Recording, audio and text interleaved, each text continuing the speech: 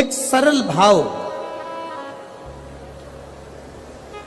शिव को प्राप्त करने का एक सरल तरीका गंगा जी ने कह दिया। सबसे सरल तरीका मैं तुम्हें बता रही हूं, मिट्टी लाओ, उसका एक शिवलिंग का निर्माण करो।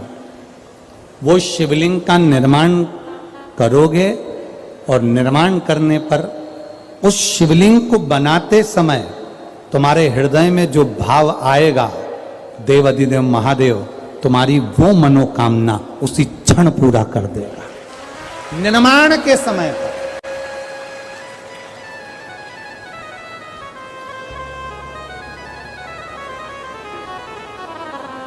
आप जब शिवलिंग का निर्माण करें, यहां करोड़ों शिवलिंग का निर्माण हो रहा है, करोड़ों शिवलिंग का, पार्थिव शिवलिंग का निर्माण करें तो आपके भीतर का भाव शुद्ध होना चाहिए, आपके भीतर का निर्मल स्वभाव होना चाहिए। हम तो कथा सुनने वालों को भी कहते हैं कि कथा सुनते समय आपके हृदय में कपट का भाव मत आन देना, बेर का भाव मत आन देना। सती मैया कथा सुनने के लिए अगस्त ऋषि की यहाँ गई थी, कुंभज ऋषि की यहाँ गई थी और कथा सुनते सुनते उनके मन में आ गया था, मेरे पति मुझे यहाँ कथा सुनाने के लिए लेकर आए हैं, इससे अच्छा कि मैं जलकर भस्म हो जाऊं। तो सती मैया को जलकर भस्म होना पड़ा।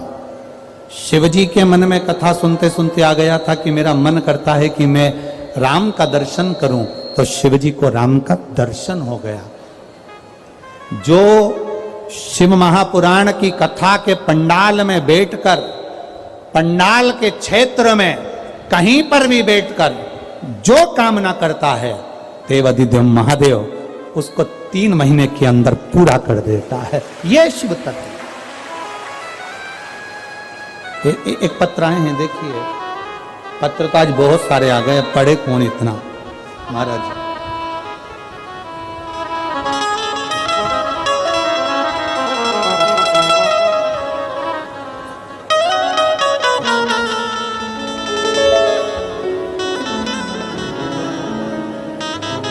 मेरा नाम रेणु गुप्ता है, पति का नाम राहुल गुप्ता है।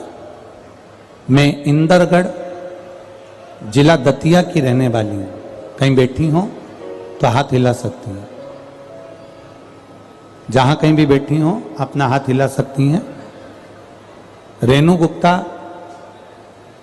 पति का नाम राहुल गुप्ता, मोबाइल नंबर लिखा है, इंदरगढ़ जिला दतिया की रहने वाली हूं। कहीं बैठी हो तो अपना हाथ हिला सकती हैं, जहां कहीं भी बैठी हो। आपने लिखा है, गुरुजी 1 लोटे जल का मैं क्या वर्णन करूं। मैं एक हार्ट पेशेंट हूं, मेरे हार्ट में 40 mm का एक छेद है, जो डॉक्टर ने इको रिपोर्ट में बताया है, जिसकी जांच में लगा रही हूं, जिसका कोई इलाज नहीं है। 1 लोटे जल का मैं क्या बखान करूं गुरुदेव। 7 मार्च 2021 को मेरे को बीमार हुई और बच्चेदानी में नसों का एक गुच्छा आ गया। नसों का गुच्छा आया, ग्वालियर में दिखाया, ग्वालियर से मुझे दिल्ली रेफर कर दिया। फिर दिल्ली के एम्स में अल्ट्रासाउंड कराया तो मेरे गर्भाशय में 32 mm नसों का गुच्छा बताया, जिसका ऑपरेशन का बोला। हमने वो 32 mm का ऑपरेशन कराने के लिए तैयार हुए, ऑपरेशन तो करवा लिया, पर गुरुजी कुछ ही दिन में वो गठान का गुच्छा, नसों का गुच्छा वापिस आ गया। गुरुदेव दूसरी बार, पहली बार जब आया वो 7 मार्च 2021 को आया तो हमने ऑपरेशन कराया। दूसरी बार 5 मार्च 2022 को वापिस 23 mm का नस में नसों का गुच्छा गर्भाशय में आ गया। गुरुजी, मेरी बहन ने बताया कि टीवी पर कथा सुनो और डॉक्टर को दिखाकर आ जाओ और बाबा पर भरोसा करो, क्योंकि 2 बार ऑपरेशन डॉक्टर ने भी मना कर दिया कि शायद बड़ी बीमारी हो सकती है। हम वापिस आए, दवाई लाए, पशुपति व्रत करना प्रारंभ करा। बाबा की कृपा से 5 सोमवार पूरे होने पर हम वापिस एम्स में जांच कराने के लिए गए, ऑपरेशन के लिए। डॉक्टर ने जांच कर कर, इको कर कर बताया कि तुम्हारा वो बच्चेदानी में जो नसों का गुच्छा था वो समाप्त हो गया है और बाबा की कृपा है। ये शिव तत्व है। तेरी कृपा बिना न हिले एक भी अणु, लेते हैं श्वास तेरी कृपा से तनो तनो। हे गंगाधार मुक्ति द्वार ओमकार तू, भोले ओमकार तू, आयो शरण तिहारी शंभु तार तार तू। Shri Anita Sharma, Anil Sharma, Shrimati Anita Sharma, Anil Sharma, Shiv Sai Nagar city centre Gwalior. पुत्र आदित्य शर्मा, पुत्री वर्तिका शर्मा। कहीं बैठी हो तो हाथ हिला सकती हैं, कहीं बैठी हो तो हाथ हिला सकती हैं। Anita Sharma, Anil Sharma, Shiv Sai Nagar city centre Gwalior. पुत्र आदित्य शर्मा, पुत्री वर्तिका शर्मा। गुरुजी, पार्थिव शिवलिंग के पूजन का मैं क्या वर्णन करूं। आपके द्वारा शिवरात्रि सावन के महीने का पार्थिव शिवलिंग का पूजन कराया गया पिछले वर्ष। वो हमने हमारे बेटे और बेटी से करवाया।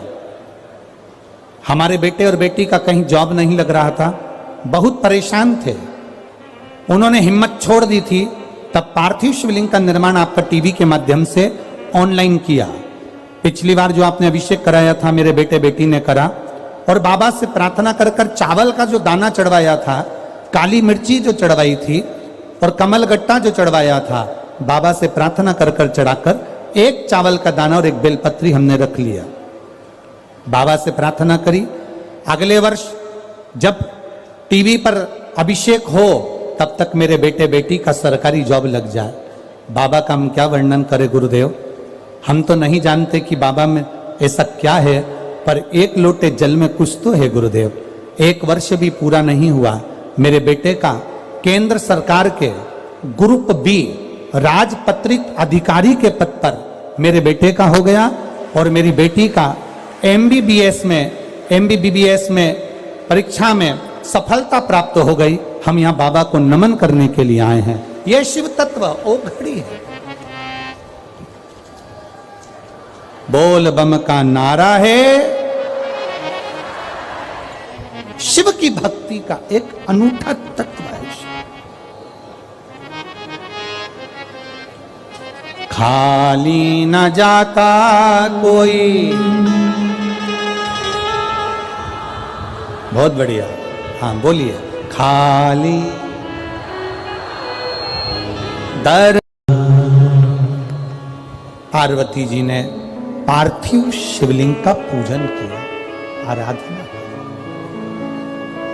श्रृंगार किया, कृपा हुई, भोलेनाथ जी प्रकट हो गए। शिव जी ने प्रकट होकर पार्वती जी से कहा, पार्वती मांगो तुम्हें क्या चाहिए। पार्वती जी जो मांगने के लिए बैठी थी वो तो पार्वती जी ने मांगा ही नहीं। पार्वती मैया जो मांगने बैठी थी वो तो मां जगत जननी पार्वती ने मांगा ही। पार्वती जी ने नहीं मांगा। शिव जी कह रहे हैं पार्वती मांग लो तुम्हें क्या चाहिए। पार्वती जी कह रही हैं प्रभु अगर देना चाहते हो तो इतना वर दे दो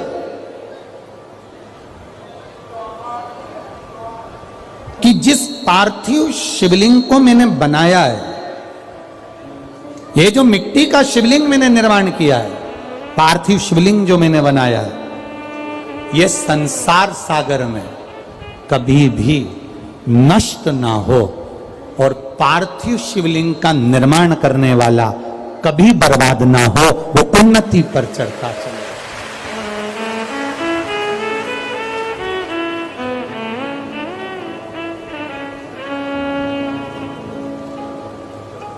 अच्छा, एक सरल भाषा में आप लोगों से कहें, परम पूज्य शास्त्री जी दद्दा जी महाराज,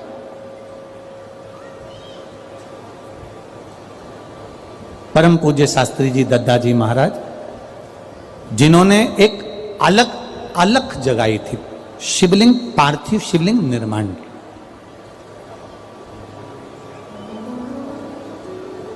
उनके जितने शिष्य हों,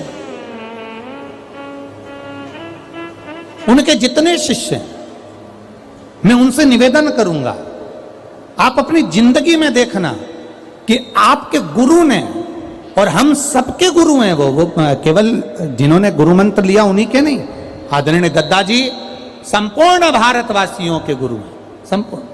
उन दद्दा जी ने जो शिवलिंग का निर्माण करवाया था, जो शिवलिंग का निर्माण करवाया, और जिन जिन ने उनकी साक्षी में शिवलिंग का निर्माण करा, वो नीचे की ओर नहीं गया, वो ऊपर की ओर ही बढ़ा है, ऊपर की ओर बढ़ा, उन्नति की ओर। क्योंकि मां जगत जननी स्वयं देवादिदेव महादेव से कह रही हैं, भगवान शंकर से कह रही हैं कि जो ये मैंने जो पार्थिव शिवलिंग बनाया है, प्रभु इतनी सी कृपा करना कि ये नष्ट ना हो, ये नष्ट।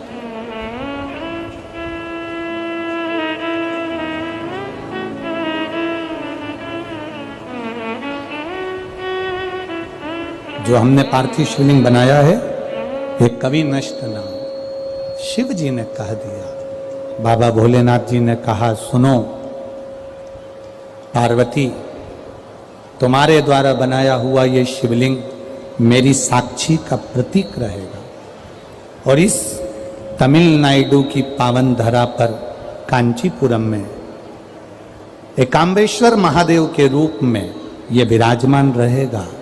पार्वती जी बोली, ये तो मिट्टी का है, टूट जाएगा। शिव जी कहते हैं, इस ब्रह्मांड में जब तक इस पृथ्वी पर कहीं पर भी पार्थिव शिवलिंग का निर्माण इस भूमंडल पर देव, असुर, मनुष्य जो करेगा, पूरे ब्रह्मांड में, पूरे पृथ्वी पर कहीं पर भी अगर पार्थिव शिवलिंग का निर्माण प्रतिदिन कहीं ना कहीं हो रहा होगा, जब तक मृत्यु लोक पर पार्थिव शिवलिंग बनता रहेगा, तब तक ये शिवलिंग कभी नष्ट नहीं होगा, और ये सदा बना रहे, सदा बना।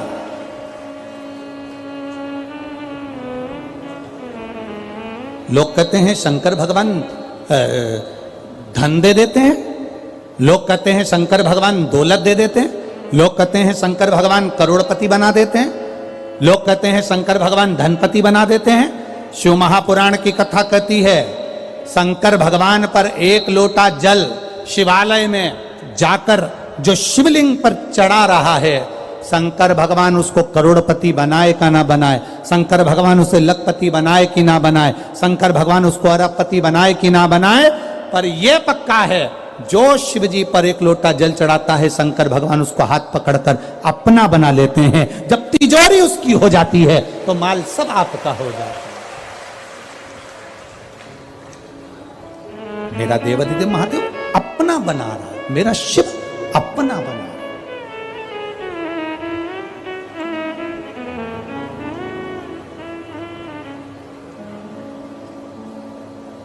और जब देखो, ये बहुत विचित्र बात है, अपना बनाना बड़ा कठिन है।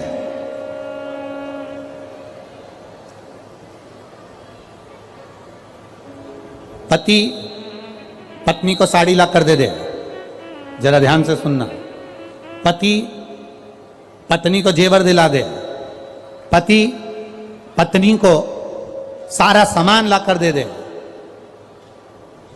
पत्नी पति के लिए भोजन बना दे, पत्नी पति के कपड़े धो दे, पत्नी पति के लिए आगे बढ़ बढ़ कर काम कर दे, पति पत्नी को सामान ला कर दे रहा है, वस्तु ला कर दे रहा है, उसको जो चाहिए सब ला कर दिया, पर पति का स्वभाव सबसे अच्छा हो और पत्नी से अच्छा ना हो, या पत्नी का स्वभाव सबसे अच्छा हो और अपने पति से अच्छा ना हो, तो फिर समान की कोई मूलता है क्या?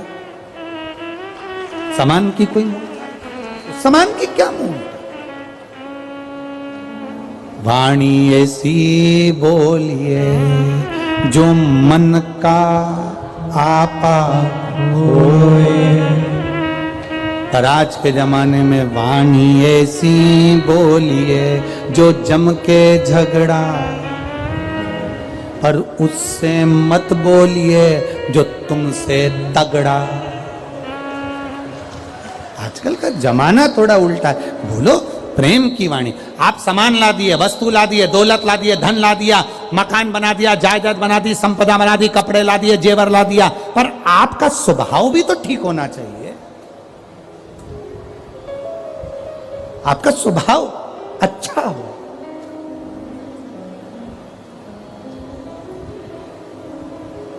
तो लगे धन दौलत सब एक साइड है, पूंजी सब एक साइड, पर आपका स्वभाव एक साइड।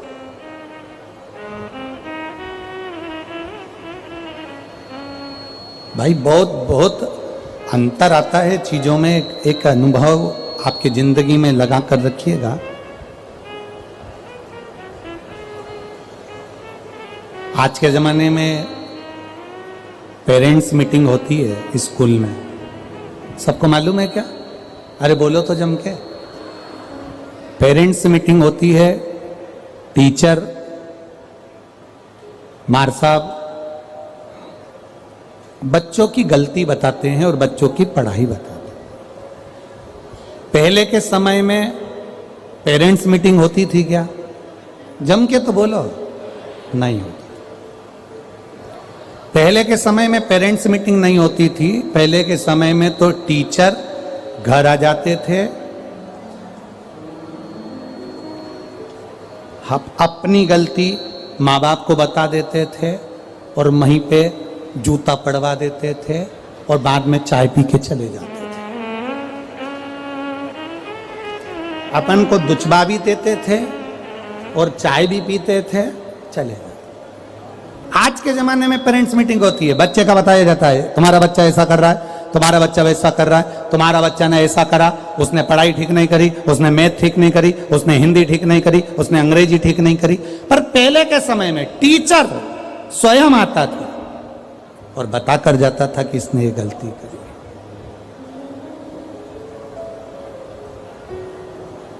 पहले के समय में बस अंतर यही है। आज के गुरु में और पहले के गुरु में एक अंतर भारी है। पहले का गुरु तुम्हारे दरवाजे पर आता था और सत्य बोलकर तुम्हें जगाकर, सत्य बोलकर तुम्हें जगाकर तुम्हारे मार्ग को निश्चित कर कर फिर जाता था।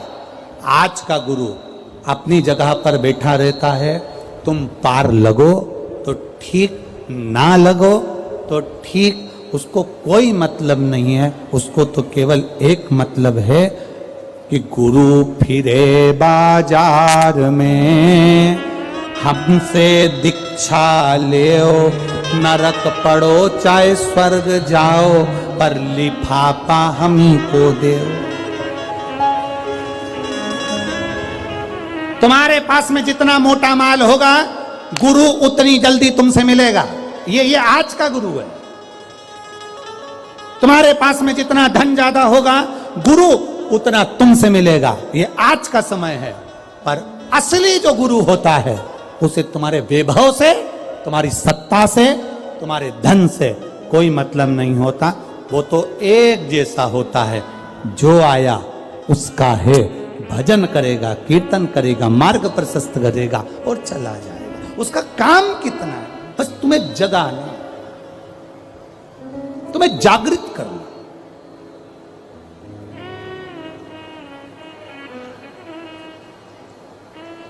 और जिस दिन तुम जाग गए, उस दिन जीवन का एक आनंद अपने आप आ जाएगा। हमारे जीवन में हम कहें पति पत्नी को सब कुछ देवे, पर दिन भर क्रोध में रहे तो ऐसा पति, क्रोध करने वाला श्रेष्ठता नहीं देता। पत्नी सारा घर का काम करे, सारा घर का काम करती है पत्नी। एक बहू सारा घर का काम करती है। किसी सास से पूछो तुम्हारी बहू कैसी है? बहुत बढ़िया महाराज, पूरा काम अच्छा करती है, दिन भर बच्चों को संभालती है, सारा किचन, भोजन, रसोई घर सब संभालती है, सब अच्छी है, बहुत बढ़िया महाराज, बहुत अच्छी है। नहीं महाराज, अच्छी तो बहुत है, बस बस एक काम बुरा है उसका, क्या? बोलती है। गुरुजी, कोई ऐसा हो जाएगा क्या कि मेरी बहू की जीवान मीठी हो जाए?